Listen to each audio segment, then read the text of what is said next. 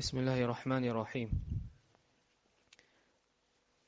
There are wounds that do not fade, scars that time cannot erase, betrayals that feel too deep to forgive, and so we hold on.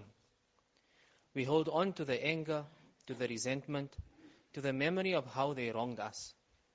We convince ourselves that if we let go, we lose, that holding on is our justice, that forgiveness is surrender. But what if we are wrong? What if the very thing we think is making us strong is actually making us weak? What if the grudge we refuse to release is the very thing weighing us down? What if forgiveness is not for them, but for us? Because in the end, forgiveness is not about making peace with them. It is about making peace with yourself. It is about standing before Allah unshackled, with a heart that chose to be free. Today, inshallah, we'll be discussing the mindset of forgiveness derived from the verse of the Quran Kareem, وَلْيَعْفُوا وَلْيَصْفَحُوا أَلَا تُحِبُّونَ أَن يَغْفِرَ اللَّهُ لَكُمْ وَاللَّهُ غَفُورٌ رَحِيمٌ. Let them pardon and overlook. Do you not love that Allah should forgive you? And Allah is forgiving and merciful. This powerful verse was revealed during the painful incident of slander against Aisha radiallahu anha. Mistah bin Uthatha, a relative of Abu Bakr radiallahu anh, supported financially by him, participated in spreading false accusations against her. Understandably hurt, Abu Bakr radiallahu anhu wished to withdraw his support. But Allah revealed this verse, urging forgiveness even in moments of profound betrayal, highlighting the immense reward and spiritual strength inherent in forgiveness. This verse was revealed in one of the most painful moments in the seerah. Among those who spread it was Mistah, a man who Abu Bakr radiallahu anh had cared for, supported and provided for. This was not just slander, it was betrayal. It was personal. When the truth was revealed, Abu Bakr radiallahu anhu was furious. And so he made a decision that Mistah would get nothing more from him. It was justified. Who wouldn't have done the same? But then this verse descended, a challenge, a call to rise above.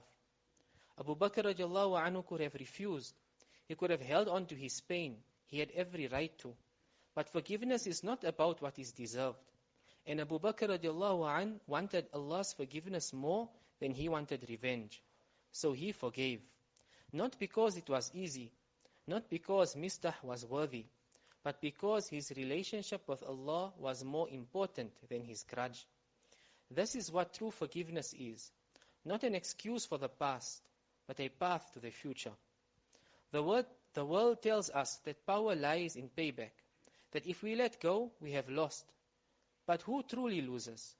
The one who forgives, or the one who carries the weight of anger day after day, year after year? Forgiveness is not saying, they were right, the pain didn't matter, there are no consequences. Forgiveness is saying, they no longer have power over me. My heart is free from the poison of resentment. I trust that Allah's justice is greater than my own. Think of Abu Bakr radiallahu anh. The easiest choice was to remain bitter. The hardest was to let go.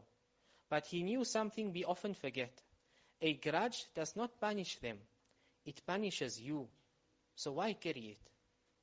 Makkah Mukarramah, the city that rejected Rasulullah sallallahu alaihi wasallam, that ridiculed him, tortured his followers, and killed those he loved.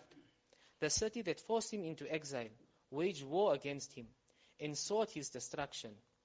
And now, he sallallahu alaihi wasallam stood in the midst of the Quraysh victorious. Before him stood his greatest enemies, the ones who had once mocked his pain, the ones who had celebrated when his loved ones died, the ones who had spent years trying to erase him from existence. Now they were powerless, helpless, fearing for their lives. He had every right to punish them. Justice was his to take. Instead, he said, sallallahu alaihi wasallam, اذهبوا فأنتم الطلقاء. Go, for you are all free.